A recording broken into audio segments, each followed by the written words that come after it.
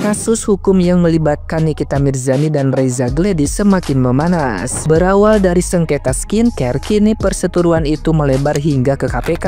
Nikita Mirzani melaporkan Reza Gladys atas dugaan suap kepada penegak hukum, mengklaim memiliki rekaman yang menunjukkan pihak Reza Gladys sengaja memanipulasi proses hukum. Namun, pengacara kondang Hotman Paris menilai bukti tersebut belum cukup kuat, apalagi jika hanya berupa pembicaraan. Ia mengingatkan bahwa laporan ini berisiko menjadi bumerang jika tidak terbukti, bahkan bisa menyeret Nikita Mirzani pada pasal pencemaran nama baik. Meski begitu, Hotman Paris menegaskan aduan masyarakat tetap sah-sah saja diajukan. Ketegangan memuncak saat persidangan di Pengadilan Negeri Jakarta Selatan pada 31 Juli 2025. Nikita Mirzani tampak emosi dan bersikeras memutar rekaman video yang diyakininya sebagai bukti rekayasa kasus sejak awal. Ia mengungkapkan kekesalan karena telah ditahan berbulan-bulan akibat perkara ini. Meski dilarang petugas meninggalkan ruangan, ia tetap ngotot, menegaskan jika kasus ini memang bersih seharusnya tidak ada yang takut rekaman tersebut diputar. Nah, gimana nih menurut netizen yang terhormat? Silahkan berkomentar ya. Tuh, buat para pendukungnya terdakwa yang kemarin bertanya-tanya, emang boleh jaksa pakein rompi tahanan? Emang boleh jaksa ngerekam-rekam? Jawabannya boleh. Jaksa tuh nggak salah begitu. Yang salah tuh terdakwa. Kenapa maki-maki jaksa? Kenapa pakai rompi tahanan aja susahnya minta ampun? Giliran kebebasan aja pengennya disama-samain sama Tom Lembong. Lihat dong Tom Lembong tuh. Dia pakai kok rompi tahanan, dia pakai kok borgol, santai-santai aja. Padahal dia tuh mantan menteri loh. Tuh, dengerin pesannya Hotman Paris. Jangan bikin sakit hati hakim sama jaksa, jangan. Tuh, buat fans-fansnya yang kemarin marah sama JPU-nya yang fotoin si terdakwanya. Itu kata Bang Hotman Paris itu sah-sah aja loh guys. Karena itu terjadi setelah persidangan, bukan di saat persidangan berlangsung. Jadi stop deh guys menggiring opini yang bilang pasalnya diganti, terus nggak punya attitude JPU-nya, foto-foto yang terdakwa. Coba deh kalian pikir dari awal itu yang nggak punya attitude itu siapa? Yang nggak punya attitude itu malah si terdakwanya. Terus kan sekarang tuh banyak tuh yang datang ke persidangannya, yang bikin konten, yang ngaku-ngaku jadi fansnya, ngebela dia. Tapi di persidangan itu malah bikin ricuh, yang berantem sana-sini, yang teriak-teriak. Itu malah tingkah laku kalian kayak gitu, itu bakal mempersulit persidangan si terdakwa. Dan yang pastinya akan berdampak ke si terdakwanya. Aku tuh terkadang gitu ya suka kasihan ngelihat konten-kontennya NM gitu. Tapi aku mau kasihan sama dia tas brandednya banyak gitu kan. Kasihan itu kenapa? Rata-rata ya konten-konten dia itu yang dia ucapkan itu semuanya berbalik ke diri dia sendiri gitu. Kayak dia kan suka ngata-ngatain orang gembel gitu, orang miskin gitu. Tapi pada faktanya, pada kenyataannya dia yang minta-mintain duit ke orang gitu, minta-minta ke owner, ke dokter Reza aja udah jelas ya, 4M di tangan. Ke SS kan minta juga tuh 5M, tapi SS-nya nggak sanggup. Ke Daviena juga minta 15M.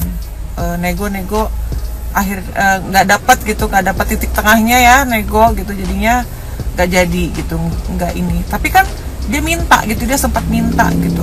Karena logika aku gitu ya, kalau dia misalkan kaya, dia banyak duit, dia ngapain minta-minta duit ke owner-owner skincare itu gitu. Toh gue juga ada kok duit.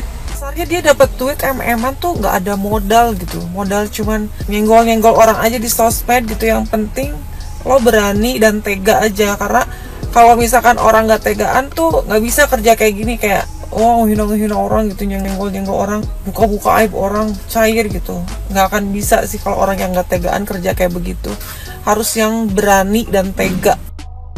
Nah, siapa di sini pendukungnya terdakwa yang sekarang lagi ada dalam kursi pesakitan? Tadi gue baru nonton VT itu tentang Hotman Paris berkomentar kalau yang dilakukan oleh JPU di ruang persidangan itu sudah merupakan SOP yang harus dijalankan oleh JPU. termasuk menggunakan rompi ke terdakwa dan juga memakaikan borgol. Jadi ini buat teman-teman netizen, tuh dengerin, Hotman Paris aja udah ngomong kalau semua yang dilakukan oleh JPU itu adalah sesuai SOP. Bahkan ada yang namanya Cici Hong yang katanya yang dipanggil-panggil Cici Hong itu salah satu jaksa penuntut umum, video gitu ya, kayak seolah-olah di framing dia bikin konten terhadap si terdakwa. Hotman Paris aja udah bilang kalau itu sah-sah aja karena hakim udah nggak di situ gitu, hakim udah keluar, sidang udah selesai. Jadi buat netizen, please be wise dan juga jangan huru-hara, gembar-gembor segala macam karena ini akan mempersulit posisinya terdakwa pada saat sidang. Karena hakim nih yang akan menentukan kalau terdakwa ini akan dijatuhi hukuman atau dibebaskan. Jadi sebisa mungkin untuk terdakwa harus bisa mengambil simpati atau hati dari hakim. Jadi kalau misalnya kayak bikin rusuh di ruang persidangan, teriak-teriak gitu kan kayak di hutan, itu salah banget. Itu ada hal-hal yang nggak harus dilakukan oleh seorang terdakwa atau pendukung terdakwa di dalam ruang persidangan. Karena ini akan memperburuk posisi dari terdakwa. Jadi kalau misalnya gue boleh bersaran di sini, sebaiknya tuh kedepannya tuh persidangan dilakukan lebih tertib lagi gitu ya. Jangan mencari keributan di dalam ruang persidangan. Karena akan mempersulit posisi dari terdakwa. Seharusnya tuh terdakwa dan pengacaranya itu berusaha untuk membuktikan bahwa dakwaan yang didakwakan terhadap terdakwa ini tuh tidak benar dan bisa dibuktikan. Itu, fokus ke situ aja gitu ya. Tapi kayaknya sih kalau gue lihat rada susah. Gue sebagai orang yang memantau persidangan, gue ngeliat nih posisi terdakwa nih agak lumayan berat gitu kan. Banyak banget lawyer-lawyer juga yang memberikan komentar kalau kemungkinan nih agak kecil nih untuk terdakwa bisa bebas. Thank you guys. Kalau ada persidangan paling heboh tahun ini yang paling menyedot perhatian publik, tentu saja ini bisa dimenangkan oleh persidangan antara Mbak NM ini melawan Dr. RG. Karena di setiap persidangan pasti terjadi kehebohan.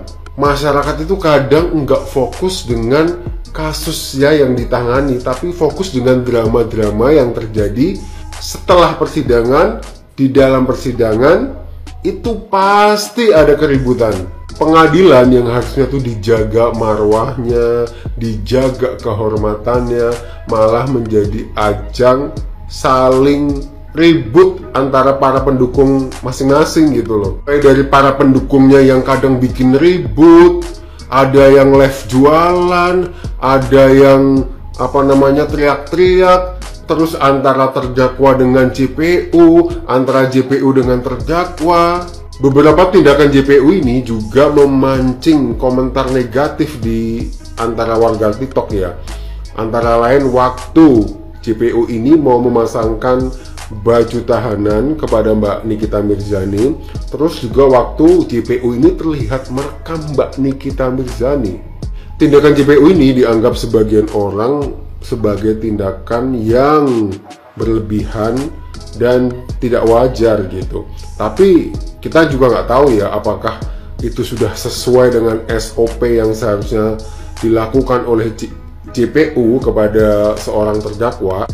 Belum lagi aksi saling labrak yang mewarnai sidang ini antara pendukung kedua kubu ini ya. Itu juga memperpanjang drama yang terjadi. Sebenarnya kalau kita sadar, banyak banget yang mencoba mencari keuntungan dari kasus ini.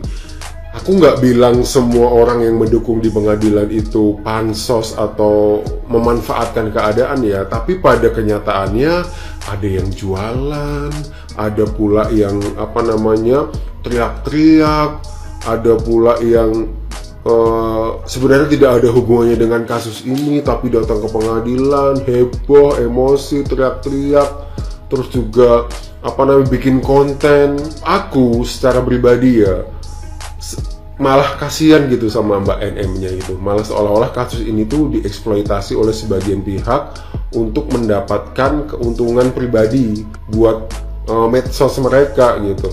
Padahal kalau memang benar-benar mau mendukung ya tidak perlulah bikin keributan, tidak perlulah live-live jualan atau live-live begitu untuk mendapatkan saweran atau apa gitu. Karena sebenarnya kasihan dengan Mbak Nikitanya gitu.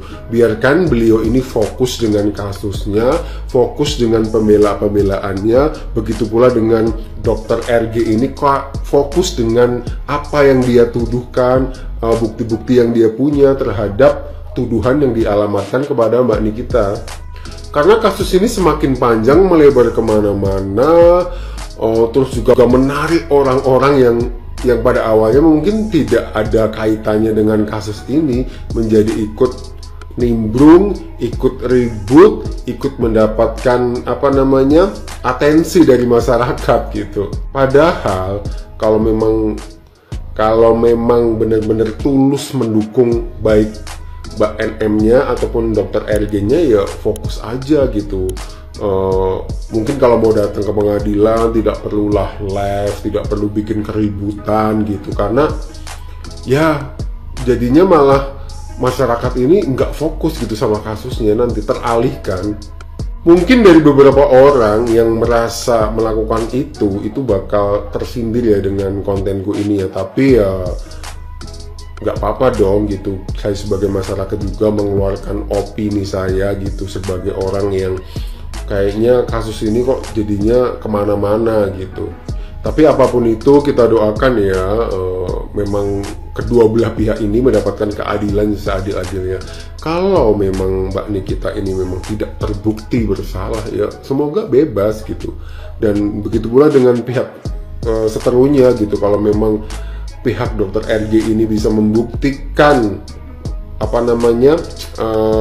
kejahatan-kejahatan yang dituduhkan kepada Mbak Nikita, ya semoga bisa mendapatkan keadilan juga gitu. Tapi apapun kita doakan semoga kasusnya cepat selesai, tidak berlarut-larut. Kasian juga Mbak Nikita punya anak kecil gitu yang mungkin kangen sama mamanya gitu, juga nggak bisa kerja gitu. Jadinya ya pokoknya kita doakan aja yang terbaik buat keduanya.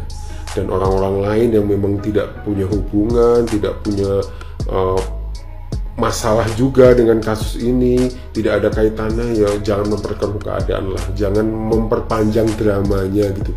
Kasihan Mbak Nikitanya.